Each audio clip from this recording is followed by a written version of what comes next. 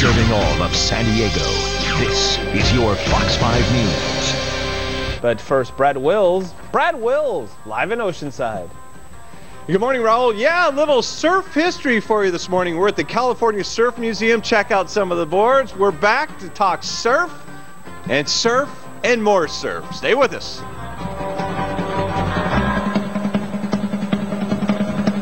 Fox 5's Brad Wills?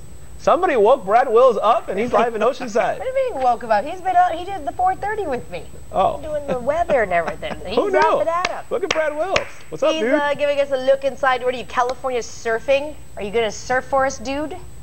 Later on this afternoon, yeah, we might, well, later on this morning, I should say. This afternoon, I'll be in bed. But later on this morning, we're going to head out to the pier. We're going to get somebody in the water. We're going to explain what different wetsuits are, different swells. We're going to give you the whole surf history today. We're at the California Surf Museum this morning. I'm with the operations manager, Sam Zugner, right? That's correct. Said that right. You did it well. So I'm looking at the boards behind me. And by the way, if you're just now watching at home, we're going to take you through the progression of surfboards and where it went, or where it was, and where it is now. If you look behind Sam, this is what people used to surf on? Really? Yeah, people pretty much grabbed whatever they could. You know, back in the day, they were riding ironing boards and then modifying them. A lot of the boards you see here, these wooden boards, are actually shaped because of the piece of wood they found. So if they found a big piece of wood, they had a big board. If they had a little piece of wood, little board, so on. What did they make? I mean, you're talking about wood. Is there a certain type of wood they were making these things out of? Because I'm looking at this, and you said the ironing boards and stuff, but this is some thick wood. In the early days, they were looking for the hardest wood they could find. They believed that that was the key, having the hardest piece of wood. Later, they found out that that hurt, and they actually went Especially if it hit you in the head? It was not a safe sport, actually, back in the day. But then they ended up trying to find a lighter wood. The lighter the wood, the easier it was to get to the beach. Not only that, but it was usually more buoyant. It's one of those trial and error things, you know. Of course, they're going to start off with a thick, hard wood, then somebody's going to get smart enough and say, wait a minute, man, this kind of hurts. We need something that's going to be a little lighter. So we move along here. Then we start to add on some fins, and then tell me about that. Yeah, in the early 1900s, most of the boards didn't have any kind of fin device or steering device. So about in the maybe in the 20s, they came out with a fin, and it was just a small little thing. It was nothing like they had today. I got to stop you for a second, because I'm looking at this board right here, and look at how thick this thing is. My goodness, when was that one made? That one was actually built in around the 20s, and that is a Tom Blake paddleboard. So it's actually hollow. Oh, gotcha. More of a paddleboard. That's why there's such thickness, and they were used for ocean rescue mainly. Then people started surfing on them. He put a patent out in Popular Mechanics magazine, and before you know it, everyone was building one in their backyard. Yeah, so we'll go down this way, and that's when people start building them in their backyards, and you start to get the shapers that really get a handle on these things, and then you start getting into the concaves and stuff like that. This one I noticed a little bit of concave towards the nose. Is that right? Exactly right, Brad. You must be a surfer, obviously. You know what you're talking about, but they started putting all different things into boards at that point. It was just a matter of time. They just needed to be able to experiment and ride the boards, and a lot of the people that were building them were riding them, and that was key in the evolution of the sport. All right, so we go from the wood, and then one guy gets smart enough and says, you know what, fiberglass and foam might be a good idea. Is that where we went, straight from the wood to the fiberglass and foam, or was there something in between there? There was not much in between there. I think it was pretty much straight to the foam there.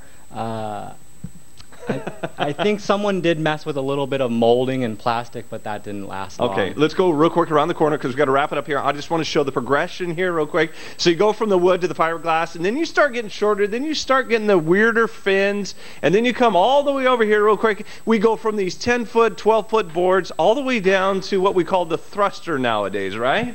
That's correct. These are basically modern-day shortboards. They have 3 fins on them, which we call a thruster, and that's a kind of a standard of today. It's a standard for I love it. For most surfers around the country. Okay, real quick, the names of these boards right here. Famous people rode these boards. The first board with the pink and blue is a Rip Curl sponsored surfer. Her name is Stephanie Gilmore. Next board right here, the white one. Next board is Andy Irons, a 3-time world champion. He did pass about 2-3 years ago. Right, and then we've got the gun here. This is for the big waves. This is when it gets gnarly. This board is humongous. It's a little different than the other ones. The other ones are standard short boards. This board's built to go surf waves of 30 and 40 feet. Okay, and real quick, Donald Takayama, I mean, he passed away just recently. These boards are hot right now. Well, they have always been hot, but even hotter. Yeah, local legend, shaping legend, waterman, and just guy filled with tons of aloha. We're fortunate enough to have one of his boards here on display. All on display right here. Some good stuff. Okay, coming up in the next hour, you guys, that's just a brief history of the surfing boards. That's what some people say, surfing boards. The surfboards. We're going to take you into the Hobie shop. Can you remember Hobie clothes and the Hobie surfboards? This guy's got a huge history. We're going to take you into, this is what it looked like, his original shop back in the day. We're going to take you back inside there. Coming up later on. Next hour. A kid in the candy store, that Brad Do it, Wills. Brad. Look at him. Do it, Brad. Okay, well, I don't know what that was. Making the Cardiff Cook. Yeah, don't want to be the Cardiff Cook for sure. Really. Making him, okay. Thank you, Brad Wills. But first, let's check in with Brad Wills. Morning, Brad. Hey, good morning, you guys. Coming up in just a couple minutes here, we're at the California Surf Museum. We're going to take you inside one of the original Southern California surf shops. We're talking Hobie. Coming up. Stay with us. Fox 5's Brad Wills. Brad Wills, ladies and gentlemen, live in Oceanside. Okay, Brad's at the California Surf Museum. Yeah, buddy. Brad, so good to see your face. Well, that's so nice. Good to see you. Well, I can't really see you guys, but it is nice to hear your voices this morning. Yeah, we're at the California Surf Museum. We're giving you a little history on surfing on this Monday morning. We've been through the surfboards. Now we're going to talk about one legendary guy, a legendary shaper and surfer, Hobie Alter. Who doesn't remember wearing the short Hobie shorts? I can remember that in grade school, but not only the clothing. This guy started out making surfboards, then he had that mind of expanding things and tinkering and went into catamarans and skateboards, and his son is standing with us. And by the way, the exhibit you're seeing behind me is one of the exhibits here at the California Surf Museum, the Hobie Exhibit, which runs through March. And the guy that's standing next to me is Hobie Alter's son, Jeff Alter. Come on in here real quick. Good morning. Good to see you. Good morning. Let's talk about your dad, because I want to show this picture real quick. Your dad was one of these guys that went to the garage and said, I want to make a surfboard. He makes a surfboard. He goes out and writes it. Somebody sees it. Am I on the right track here? And says, I want that surfboard. Then it just snowballed from there. Yeah, pretty much. He was, he's watching some guy surf and needed one for himself. So he rounded up some balsa wood and figured out how to make a board. And once he finished it, somebody wanted to buy it, so he had to make another one, and so on. And it begins in 1950. It begins in 1950, 7 decades in the surf industry. And we talked about the clothing and the surfing and the catamarans and skateboards. Back in the day, look at these guys. When you see the old surfers back in the 50s, none of those guys had body fat. Why was that? They probably didn't have McDonald's. There was nothing to eat back then. They didn't eat much. It was all surfing all the time. But you can see as he's going through here, he's cutting through the balsa wood. That's extraordinary in itself. I mean, how thick the wood was.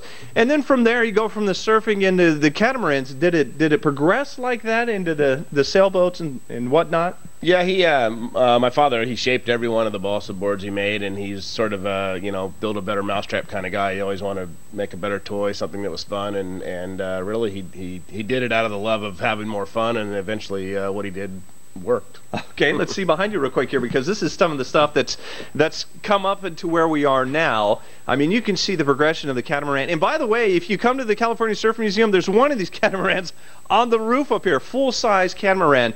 So he's out. Is he? I mean, how does he get into this? He was surfing and then kind of playing on the beach with his buddies. He bought a PCAT, old Pacific catamaran, learned a little bit about sailing, and decided again he could build a lightweight one he could pull on and off the beach. In 1968, he developed the Hobie 14. Okay, so he's tinkering with catamarans, he's tinkering with surfboards. Then all of a sudden we go up to here. What is this? Well, he got into, he's always been kind of a model to this day of airplane model plane flyer, and he got into that, and again thought he could build a better airplane. And this plane actually is like 1972, and so really way ahead of its day as far as the when it was built. Right. So gosh, this guy had a mind on him. So in a couple minutes here, if you can stick around, can you stick around for the next segment? Hopefully. Sure. Okay. So this is one of the original shops right here. This is how in the California Surf Museum. created this shop right here to mimic the original, one of the original surf shops right here. We've got the original telephone in there, some of the original surfboards. We're going to take you through that coming up next hour, guys. I mean, this is impressive stuff. Have you seen from where it went to where it is now, or where it was to where it is now? I mean, this is one of the originators right here, Hobie Alter. Shaper and visionary, guys. We'll throw it back to you. We'll see you a little bit later on. Outstanding. You are a kid in a candy store, I tell you what, Brad Wills. Thank you, sir. I love it. Appreciate it. Look for my boogie boards if you're there. Do they have boogie boards at the surf shop? No? No. Hey, good morning, everybody. So I'm making a phone call old school style. We're talking old school surfboards. We're in one of the original Southern California surf shops. We're talking Hobie at the California Surf Museum. Coming up in just a couple minutes. How do I get on Facebook? Fox 5's Brad Wills is live in Oceanside this morning. He eats his bananas too. Brad, do you eat your bananas inside the California Surf Museum? Did I eat my bananas? No. Is that what? No, do you eat bananas during the morning show when you work with us? Yes, I do. See? Yes. Yes. Thank you. I eat the banana. I eat the banana once in a while. Yeah, matter of fact, I had one on the way up to Oceanside this morning. This is just weird. Real quick. Hey, we're in the California Surf Museum this morning, and we've been talking about the history of surf all morning long, and there's some special people with us today. And I want to bring in a guy real quick here because we mentioned his dad a minute ago, Hobie Alter. This is Jeff Alter, who is a member of a prestigious surf family. Really, your dad was a visionary when it came to surfing, shaped his own boards, then he got into catamarans, and then into gliders, and then the skateboards. I mean, he's done a number of things, and the reason we're standing in this room is because this room is dedicated to you guys. This is one of the exhibits here at the California Surf Museum, the Hobie Exhibit, and it's got all of the history from some of your dad's first surfboards to this is the original shop. They've catered this store, or at least this exhibit, to make it look like one of the first shops, right? Yeah, they did a great job here. We're really excited to be here. My father was stoked to come down and check it all out, and I think it's a great exhibit. Okay, we're showing some of the surfboards right now your dad has shaped. Start off with the original, the balsa wood, right? That's where we started off. Your dad did it in his garage, and yeah, he originally shaped the balsa woods. He shaped every balsa wood that he made. This is one of the early boards built in the 50s to late 50s, 58. And then they transitioned to foam. Okay, and then we went into the foam boards. What is this one right here? We've got, it looks like a red string, but I think that's just paint, isn't it? Well, early foam, when my dad and Gordon Clark were developing foam, the foam was really ugly, so it was light and it did the job and it shaped well, but they had to paint them to make the board look decent. And as foam developed, we could eventually show the foam and use clear finishes. Yeah, so we got into paint jobs, and that was a hot thing in the 50s and 60s too. People started painting the boards, distinctive boards, and then you got into the board shorts, which you guys did too, a clothing line, right? Yeah, actually, funny thing, my dad started screen printing T-shirts in Hawaii early on, but then eventually we were big in clothing and had a whole line of surfwear, and we still do. We have a partnership with Hurley, and we're excited to be still in the business. You guys are still making the shorts. Are they as short as they used to be, or we've got a little longer? Well, they're getting shorter again. So they went from short to long. All of us old guys started wearing the kids' shorts, and now the kids are going back what we used to wear. I want to show this real quick because this is the original counter. Come over here real quick. This is the original counter. You guys have made this to look like the original shop, the counter here, and I love this. What exactly is this thing? Yeah, that's pre-me, but I think that's the way you used to do your cash register. That is what you guys used to ring up the cells on right there. I don't even know how that thing works. I mean, that looks so ancient to me. It's amazing. Well, the phone's right there, too. And then you go to the phone. This is the original phone you had in the shop. And we were talking a minute ago. These were the worst. When you pick up the phone here and then you dial the 9, you had to wait for it to go all the way around. But that's what he did to make it happen back in the day. Yeah, no, he got into it, and he was sort of into building a better toy, and a lot of the stuff you see here, whether it's a surfboard, skateboard, boat, it was all kind of a function of his dream of just doing something fun in the water. If it wasn't for your dad, I mean, we wouldn't have some of the coolest skateboards we had back then, some of the coolest surfboards. I mean, you're looking at some of the skateboards on the wall right now. Is that what you used to ride when you were a kid? I did, actually. Yeah. You had to, as your dad. One of those woods with clay. I was lucky to grow up with a lot of good toys. Right. Lucky you, yeah. Well, thanks for spending some time with us. time with us this morning. I appreciate you coming down. You came down from the OC, and you've got to go to a trade show in Florida, so you're going to hit the road here in a little while. And we appreciate what your dad did and what you do and continue to do in the world of surf and everything else, from catamarans to skateboards and the clothing line. All right, coming up in the next hour, this is really cool. We've got another legend with us. Pete Townsend is here, and he's going to take us out to the beach, and we're going to talk about wetsuits, what you need for the surf, the swell, how to read a good swell, and the swell that's coming in here. So we're going to talk wetsuits, what you need to go in the cold water. Then when it comes to winter, I mean, this guy is going to talk to us about the whole thing when it comes to surf and being outside over the next couple of months here. Wait until you see him show up and what we're going to do for you later on. Guys, we'll toss it back to you in the meantime. Did you say Pete Townsend? Like Pete Townsend? Pete Townsend? Not from the Who. No. That's him right here. Gonna go this guy's nice. No. You know, Raul was in the studio and he goes, Pete Townsend from the Who? That guy surfs? No. That's Pete Townsend, legendary surfer. You brought I brought my surfboard, but not my guitar. Not the same. Come on, he's heard that before. Pete's heard that before all his life. I'm just saying. Maybe we can sing a couple Who songs. Who knows? But, you know, we'll be out on the beach. You made Chrissy Russo spit out her coffee when you said Pete. So, Pete Townsend will be joining me going out surfing. What? Pete Townsend? Pete Townsend. Hey, just cut him off.